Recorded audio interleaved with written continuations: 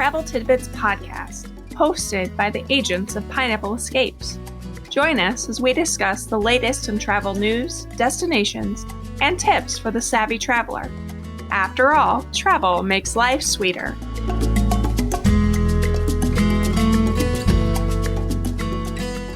Hello, and welcome to episode 11 of the Travel Tidbits podcast. I'm Jamie Weidel, travel agent and owner of Pineapple Escapes. This week, we are excited to have Laura Wright joining us on the podcast. Laura actually was a client before she became an agent, and I helped her plan her family's Disney cruise. What was that, a year and a half ago-ish, I think? Yeah. Yep. Yeah, so that's kind of crazy, and after her cruise, she reached out. She originally found us and our agency through Lauren Delaney Wallace, and Lauren Wallace is actually who did all of our branding. Lauren owns rosepaperpress.com, and Laura and Lauren used to work together at Blue Bunny. Mm-hmm. They knew each other, and that's kind of how Laura found us. It's kind of weird how it all interconnects and works together. But anyway, Laura, tell us a little bit about yourself and your journey to become a Pineapple Escapes travel agent. Thanks, Jamie. I'm excited to be here. As she said, my name's Laura. I love traveling. That is kind of why I decided, hey, I spend all this time researching different locations. Why not get paid for it? Why not do this for other people? I'm married to my husband, Justin, and we have 3 great kids. Caroline is 8, William is 6, and James is 4. They are very active kids and keep us on our toes all the time, but we love it, and they love to travel, especially cruising, which is something that they fell in love with the first time we ever went.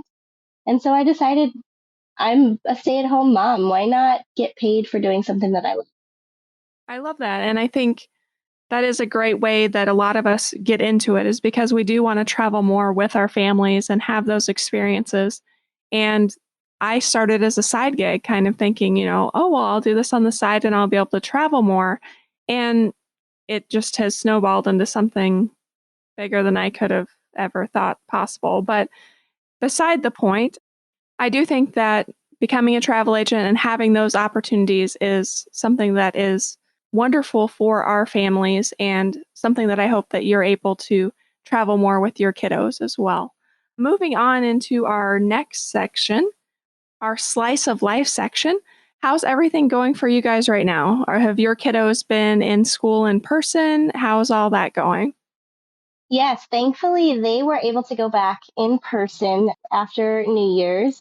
And our school, it has a relatively normal day. They're not masked. And they haven't had any issues with COVID at all, which is kind of surprising. But the kids love it, and they are so thankful that they are back in person. My husband teaches high school, and they are on a hybrid schedule. So he's still working, but he only has half his kids every day.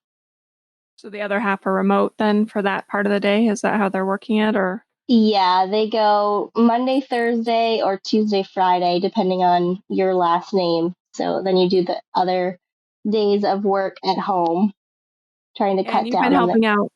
You've been helping out at the preschool some? Yeah, I am an assistant preschool teacher, which my youngest is part of my class, which is a lot of fun. I do that just 3 mornings a week, so it still gives me plenty of time to devote to my travel business, but it's fun to be with the little kids and just see their excitement for learning, and they love to be there. It's a great time.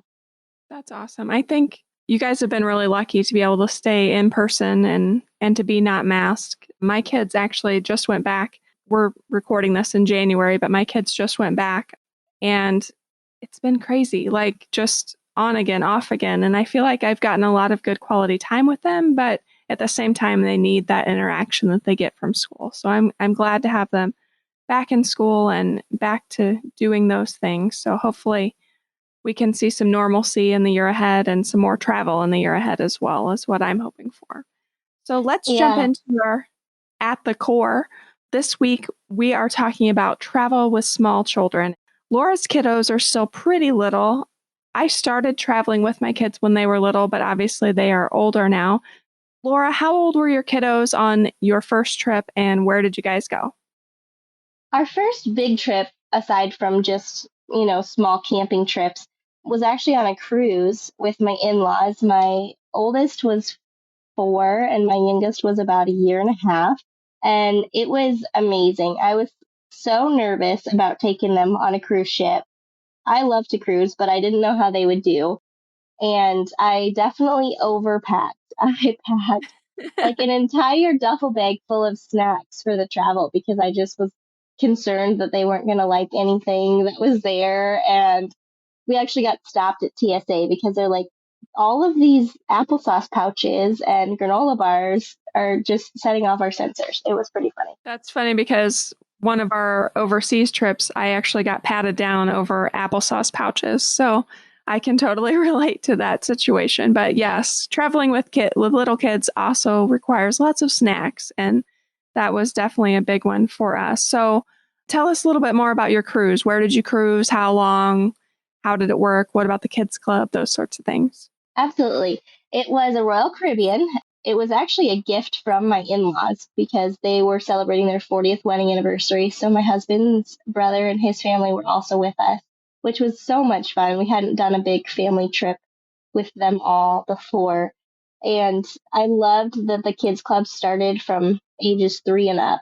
My 2 older kids were actually able to go to the kids club. They didn't spend a lot of time there because they were missing mom and dad, but they did enjoy the time that they were there. They also have a nursery for the little ones if you're 3 and under and not potty trained. It does cost extra, but I felt like it was very, very reasonable. I think if I remember correctly, it was maybe $10 an hour, which is what we would pay a sitter at home. And they were so friendly. All the staff went above and beyond to make sure that the kids were having fun and I mean just make it as easy for the parents as they could. The servers I remember at dinner would always bring out milk for the kids and like a bowl of fruit, like grapes or something for them while we were sitting down to order so that they weren't starving and having to wait forever for food. And I just really appreciated that because it made it so much easier for me as a parent to be able to take my time and order what I wanted without worrying about the kids so much. Our first Disney cruise, my kids were actually 4. My twin girls were 4, and my son was 5. And we went on a Disney cruise for our first cruise. And I remember they cut up their pancakes and like their meat and stuff. And I didn't have to do it. The servers would do it so that the adults could enjoy their food. And I was just blown away by this because obviously when you have multiple small children, you spend half of your meal making sure that they're set, that they have what they need. And just to have someone else who's like, no, no, no, I'm going to cut their meat. They're fine. You start eating. And you're just like, this is so bizarre. Like, it's just so weird, but it's so nice. And it really does add that kind of extra, let me take care of you piece of it that I think when you're traveling with little ones is really important for a lot of Yeah, different reasons. I agree. We have been on the Disney cruise with our kids as well. And I found it was definitely the case on the Disney cruise. The Royal Caribbean, they did definitely help with the kids as much as they could. It's not as geared towards kids as a Disney, but they still were very helpful and accommodating and wanted to make sure that the parents actually felt like they were on vacation and not just in a different location with their family. Yes, and I think that that's one fear that a lot of families have when they're traveling with kiddos is we're going to spend all this money and it's still going to be so much work and so much to do and exhausting. And in some ways it is, but I think you have to look at travel with young children a little bit differently. Personally, we didn't travel and didn't stay overnight in a hotel until my girls were 2. I was kind of terrified of having everyone sleep in a hotel room. Part of it was with the girls, sleep was an issue from the get go. Like twins, and then Bo was 1 when the girls were born. Like they were just all so close together and so little. And I was so sleep deprived that the thought of all 5 of us in a hotel room together just gave me extreme anxiety. But when they were 2 and Bo was 4, we finally did try it. And then we haven't stopped since, basically. But I do think that that is a big thing that needs to be address or thought about when traveling with kids is you have to think about it differently. And it can't just be, we're going to get up and go. There has to be pre planning, there has to be more thought put into it, and there has to be more flexibility because when the kids are done, everybody's done. And I think that that has to be considered. What other big trips have you done with your trio? Besides our cruises, we have done some longer road trips. We went camping out in the Black Hills.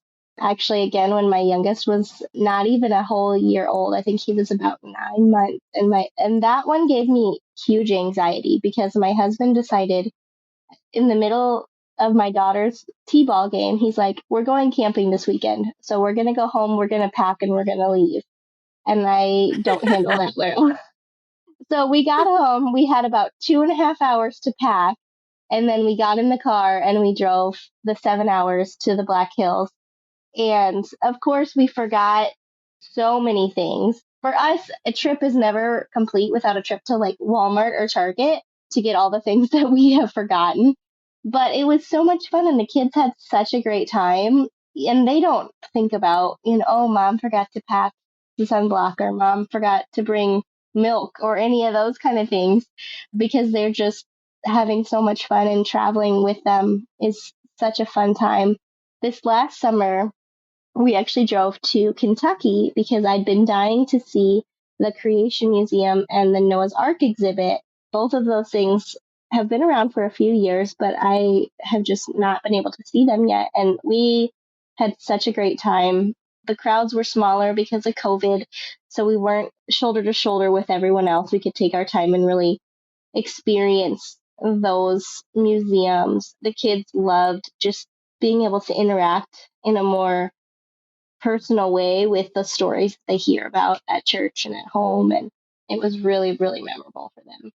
I love that. And I think that that's why we do it. I mean, that's why we have the anxiety and we we do all the pre-planning and think about all these things is because we want to make those memories with our kids. I think that's why everybody travels with kiddos is because we want those memories. We want them to look back and remember all of those things we did.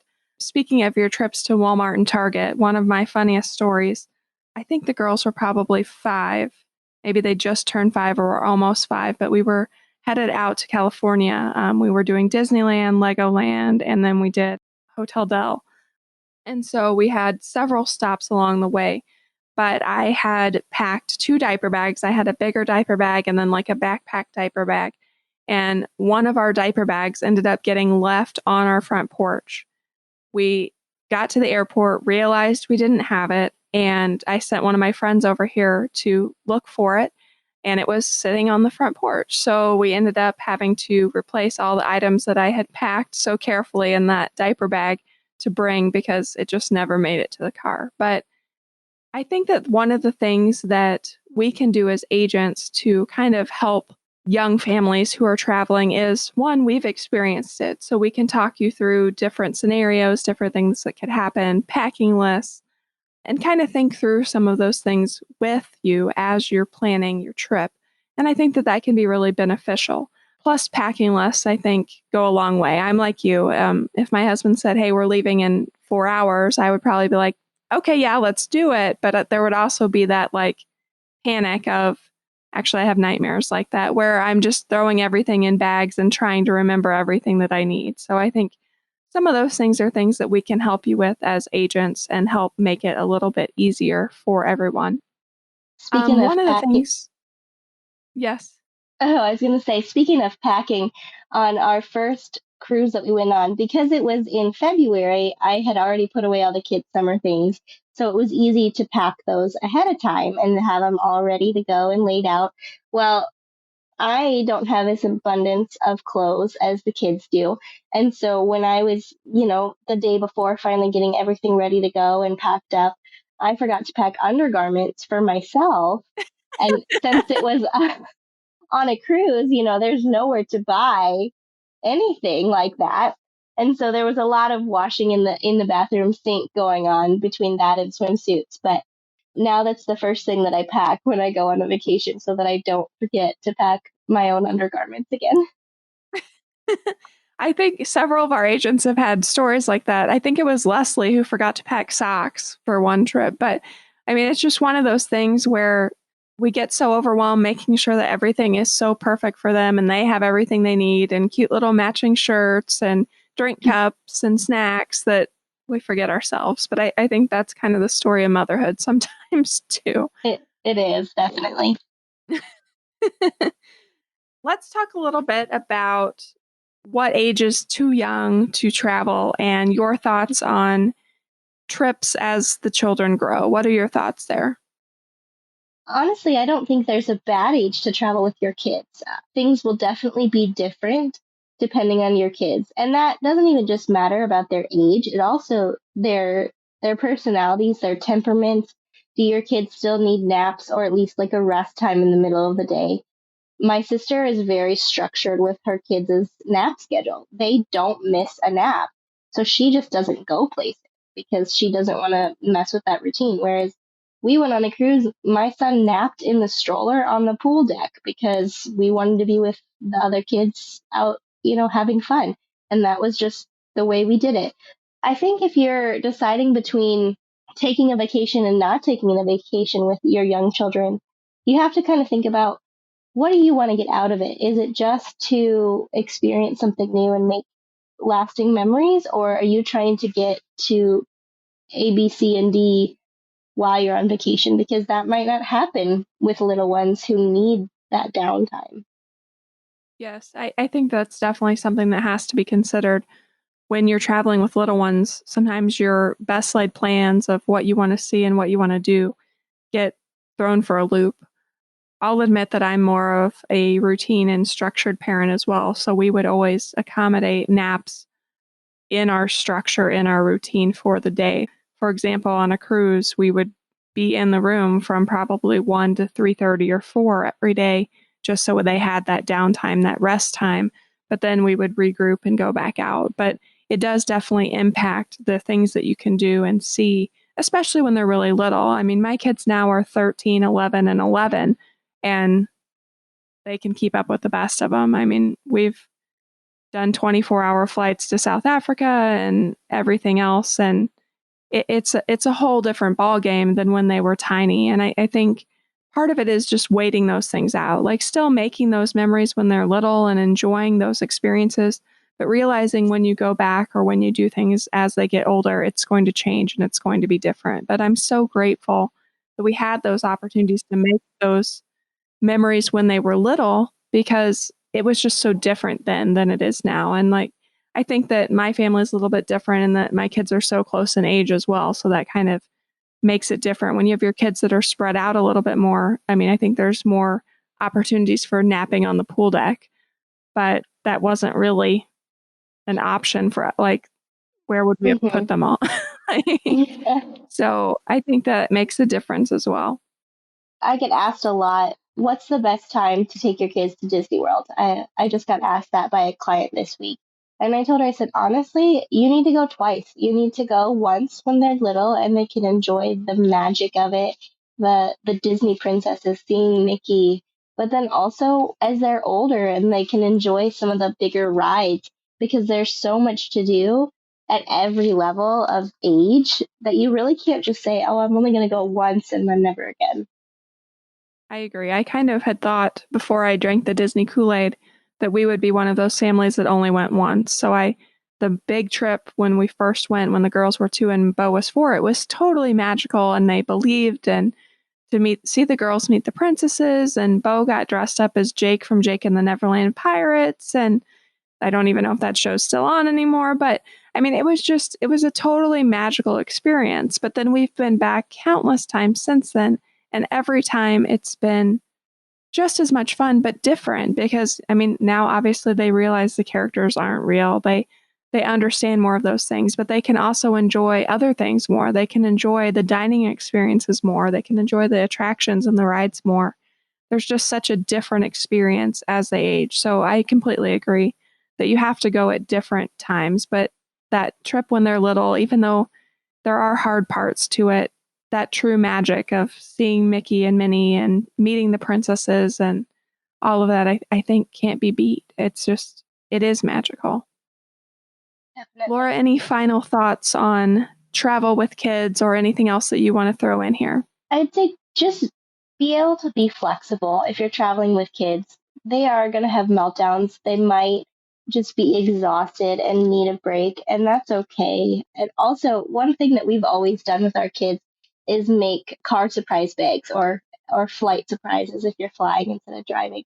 And that's always been really fun for them. It has little snacks that they enjoy. Sometimes it has coloring books or cards or things like that that they can entertain themselves with while you're traveling, and it's something new, so they're not going to be bored with it in the first 5 minutes because they've already been playing it with it. It's something different and something new, and that's one thing that my parents used to do for us and that I have continued to do with our kids as we travel, and they look forward to it as much as I do. I like that idea. I think that's a lot of fun to have kind of some surprises and some little things that gives them something to look forward to, especially during those travel days that can be so long and rough. I guess my final thoughts here are don't be afraid to travel the world with your kids. I mean, yes, it's not going to be like it would be if it was just you taking off and seeing the world, but it is totally possible to see the world and experience the world with your kids. My kids have been all over Europe. They've been to South Africa. They've been to Hawaii multiple times. They've been to Disney. They've been to California. They've been to Colorado. We've been all over. And part of that is because I chose to become a travel agent and it has become my job and my life's work, but also because I have seen how much they're able to learn and experience from seeing the world. They've been able to experience different cultures and learn things that they could never experience in a traditional classroom setting. And being able to give them those experiences is why I do what I do. It just totally is. And I'm so glad that they've had these opportunities, and I hope that I can continue to give them these opportunities as time goes on. So I think that's my on my soapbox lesson or moral of the day is don't be afraid to do it. Just do it, jump in. We'll help you every step of the way with all of the details, but it's totally possible, and there's so many amazing things out there to see. Absolutely. Final thoughts, Laura, before we I couldn't agree more with you because we have done these trips with our kids. They're always excited about the next one. We had been home from our Disney cruise less than a week, and my youngest was, "When's our next boat trip, Mom? I want to go back." And he's the one who wants to watch YouTube videos of ship tours because he loves cruising so much. And I love that we have exposed them to something that's going to create these memories for them that's going to last a lifetime. I think that's definitely true. We do a lot of those YouTube nights as well where we'll Google some destination and is it called Google when you're looking in YouTube? I don't know, but we'll look up something in YouTube and just watch random videos about it. But that can be a lot of fun too to kind of get the kids excited and ready to go. So anyway, moving into our crushed it segment this week. Our travel favorite of the week is a skip hop diaper bag. And we have a link to this in our show notes. The one that we are linking to is updated since I last had a diaper bag, but I did have two skip hop diaper bags. One of them was the one that I mentioned earlier that got left on my front porch when we were traveling. But I also had like a larger one that was striped. I'll try to find one similar to that to put into our show notes as well. So, Laura, tell me a little bit about what kind of diaper bags you've used and what's always important to have with you in a diaper bag when traveling with your kiddos. Yeah, I've used a lot of different diaper bags through the years. I've used diaper bags from 31 Gifts. I've used Target diaper bags. And honestly, it's not so much about the bag. I like the backpack style just because then your hands free, but it's more about what's in your diaper bag. For me, it was important to always make sure I had a change of clothes for the kids as well as snacks. My kids eat constantly, it feels like. That can really add up if you don't bring your own snacks. And for us, especially until recently, it's not been as important, but budget friendly to be able to bring snacks that you know that they will eat and enjoy without having to spend a fortune, kind of what's been important to us.